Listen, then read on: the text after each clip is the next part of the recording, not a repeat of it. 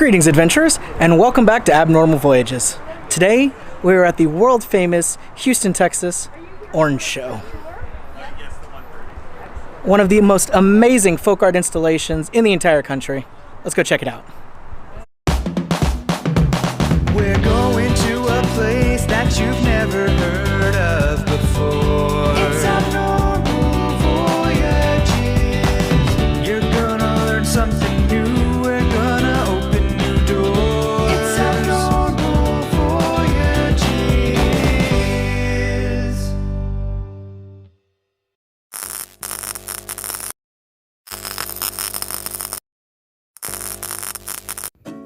The Orange Show is a stunning folk art installation created through the singular efforts of one man, Jeff McKissick. Jeff created this towering labyrinth of art, color, and metal to celebrate what he claimed was the world's most perfect food, the orange. Everything at the Orange Show was created with standard construction building supplies and found objects that Mr. McKissick would find laying around at dumpsters, thrown out on the side of the road, anything that sparked his imagination and could be used to further his orange love. According to Jeff, oranges were one of the key to a long life and vitality.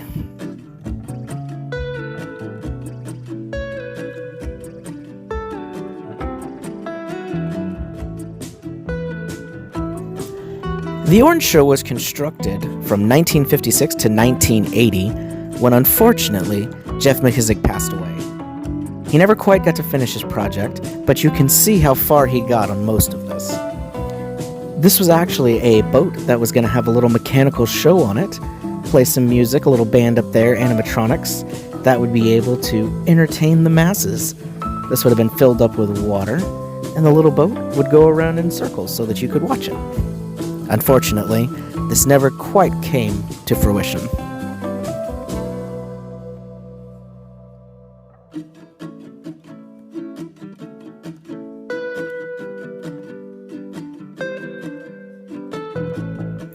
From the amount of seating that you'll find at the Orange Show, you can tell that Jeff was assuming this was going to be a very popular attraction. And indeed, at one point it is claimed that he thought 1 out of every 4 Americans would come and visit the Orange Show. Located in the central part of the country, it just seemed like something that would take off and become wildly popular. Unfortunately, that never quite happened.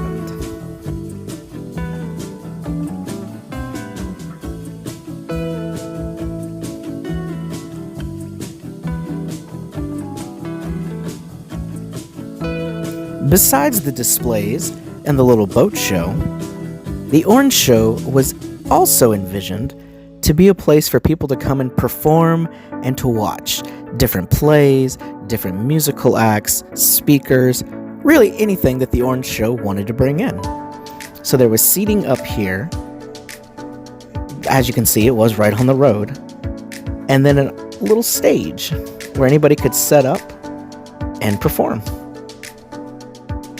The aesthetic of the Orange Show is absolutely very, very unique, and I like that it kept that consistency all throughout it. There's no doubt that this was all created with the same vision and the same plan. Then if you head backstage here, you can see where it all kind of circles in together. As it was on the road, the area here was actually meant just for a house, so that's kind of what went into the building up as opposed to being able to build out. So it makes a little bit of a winding path, but I think that adds to its quirkiness for sure.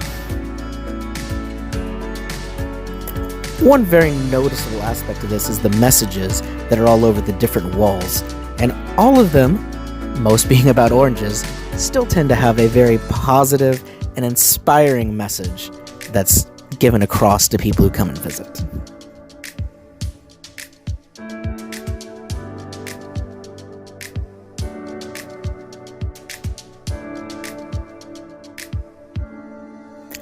Heading up top, you're able to get a little bird's eye view of the orange show.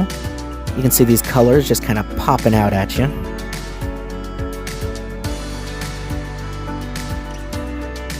Here we even had a little well that was built, so you could make some wishes. And of course, the orange obelisk.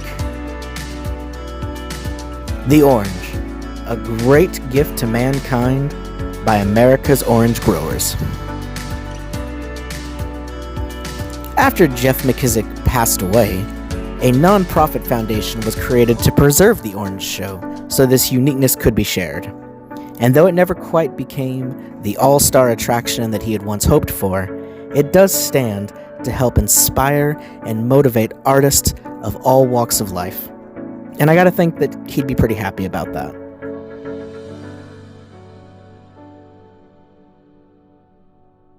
Right across the street from the orange show, we have some other awesome art.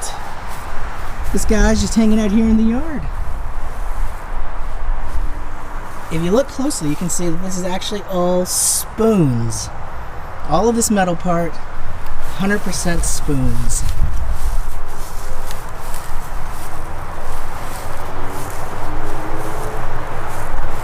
And he keeps going back all the way over here. He is definitely impressive.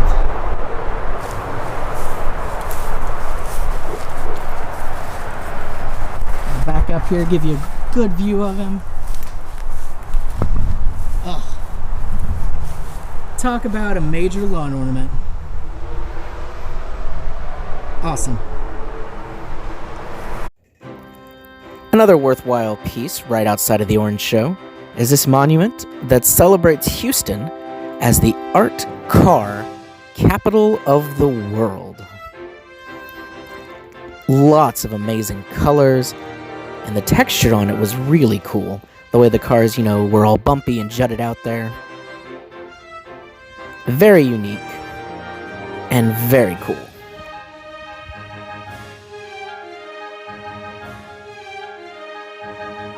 Speaking of art cars, I think I actually have somewhere that we should check out. Every year, Houston has a massive parade called the Art Car Parade, where everybody decorates their car in crazy and wonderful ways and then parades them through town. Unfortunately, the parade is not going on currently, but we are at the next best thing. The Art Car Museum. This unassuming little building that is the Art Car Museum is not purely just about art cars, but rather art in general. They have rotating collections that come in and out, and at the time that I visited, they were celebrating photography that was taken at the Houston Rodeo,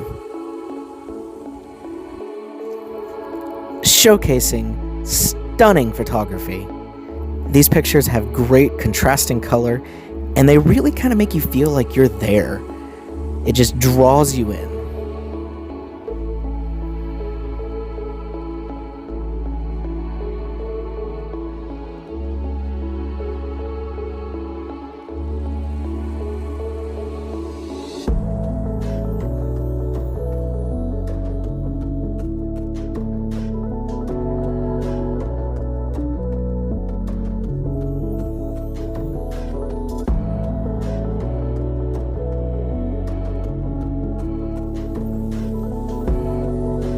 Part of the gallery was this short section that was dedicated to the rodeo clowns that are out there. Those guys are very brave and are definitely doing a job that I could never do.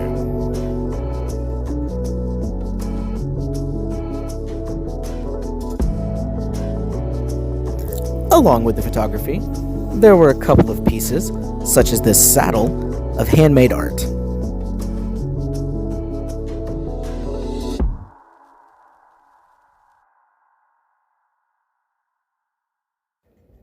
But, of course, the main attractions are always going to be the art cars. This first one here is a beautiful pink car. Good old Cadillac.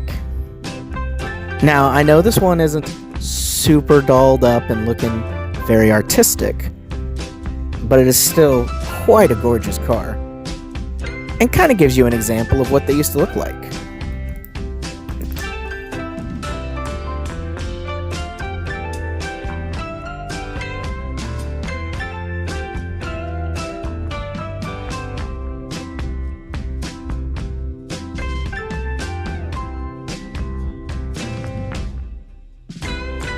Moving further into the museum, we found a car that's a little more artistic, and it is painted with this gorgeous scenery on the sides. I'm not sure how long it took, but there was definitely a dedicated artist that took the time for all this coloring and shading and to get it on there just right. Enjoy!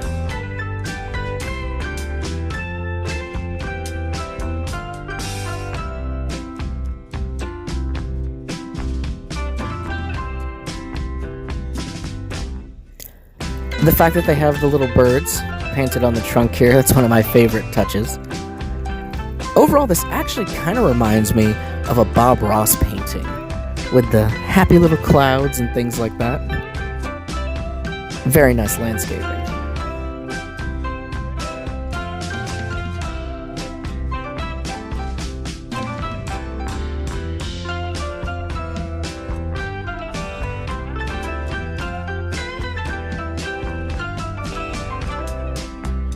The horns on the front completely finish the image. And on the inside, you get some nice cow skin down on the seating, just to make sure you got that full package.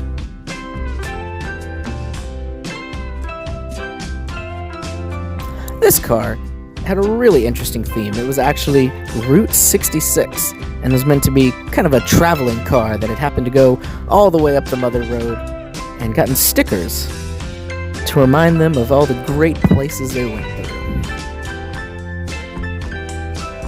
Very neat concept.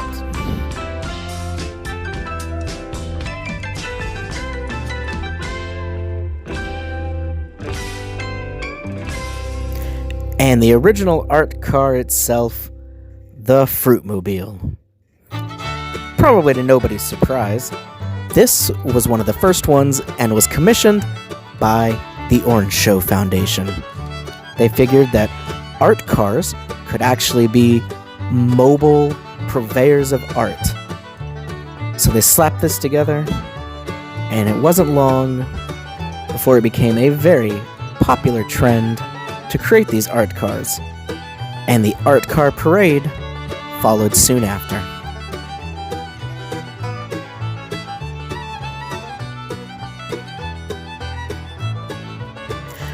Art is certainly one of the most subjective things there is, and it really differs to each person what you would consider as art.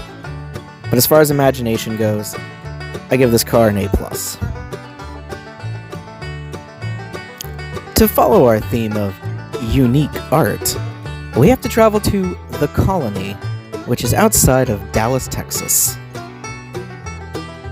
Welcome to the Truck Yard, a fantastic little bar and restaurant. You can tell right away that this place has no problem celebrating unique and great artistic achievements. A lot of character everywhere you look here. But for the thing that we have come to see, you gotta make sure that you go inside and head upstairs, because that is where there's a true treasure to be found. Or should I say, throne, because this is the home of the one and only Barney Smith's Toilet Seat Art Museum. This museum exists to showcase the life work of Barney Smith. He created over 1,400 different art pieces, all using toilet seats.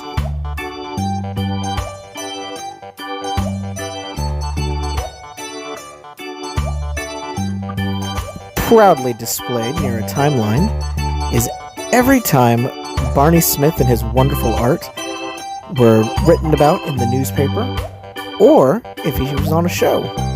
He actually created a special toilet seat every time that he was featured in any kind of television program. For the longest time, all of his art was actually displayed in his garage in San Antonio. However, Truck Yard was more than willing to open up a special museum here to showcase it for everybody to come and see. He had a couple made about himself, but Barney was a very humble man. When you go, you gotta make sure that you sign the guest book so that people know you were absolutely here. It's honestly a little jaw-dropping how many things he found to create toilet seat art out of. Almost any subject you can imagine, there's a toilet seat for it. And this museum is the perfect place to display them.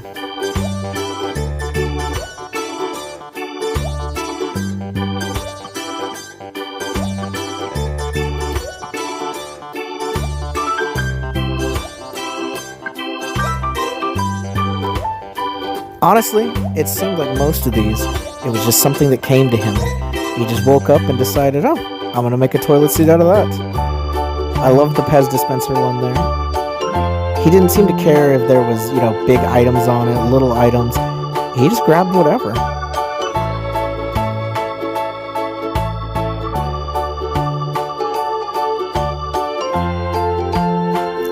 He really liked maps and locations, it seemed. He would pick a specific place and make it all about either that city, state, or country. There was a lot of them that had license plates on them. These just came from wherever people wanted to donate them from, actually.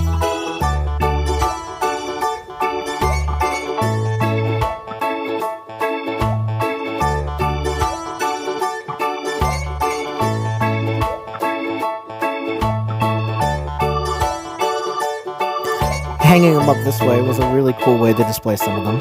And as you can see, some of them actually had stuff on the back as well. So that was pretty neat.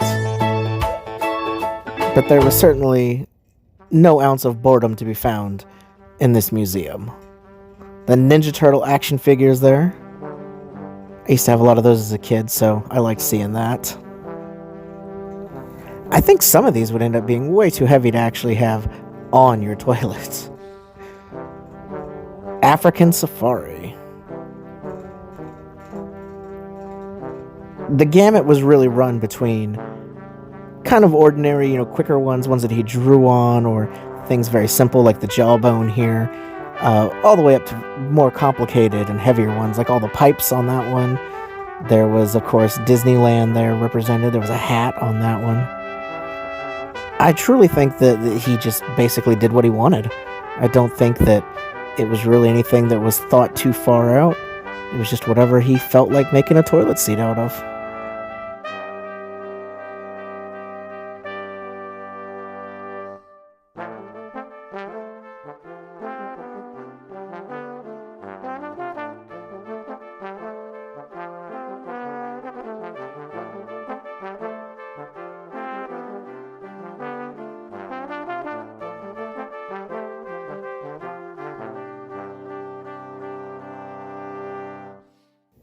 I don't think I could ever pick an absolute favorite out of this whole collection, but one that I really enjoyed was this one right here that had Digimon cards on it. And if you looked closely, there was actually signatures from the voice actors of Digimon that had signed it.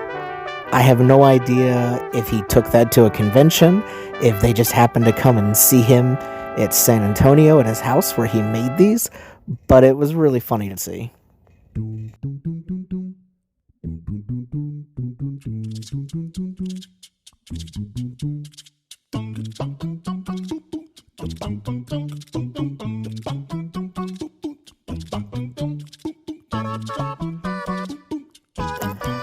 I think the one thing that became abundantly clear from the moment you step in is that Barney Smith truly had a passion for what he was doing. He truly loved this. And this whole thing was truly out of his heart. This was just a passion of love. And I don't think you can ask for anything more than that when it comes to art.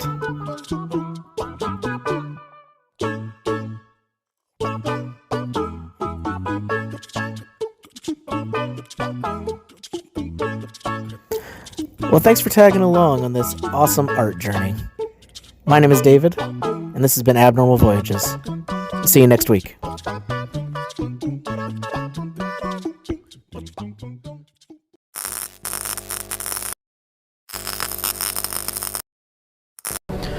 We're actually going to travel deeper into the mine and catch a train so that they can take us further down and show us what's really going on below the surface. All right, we've now boarded the train. We're going to head deeper into the mine.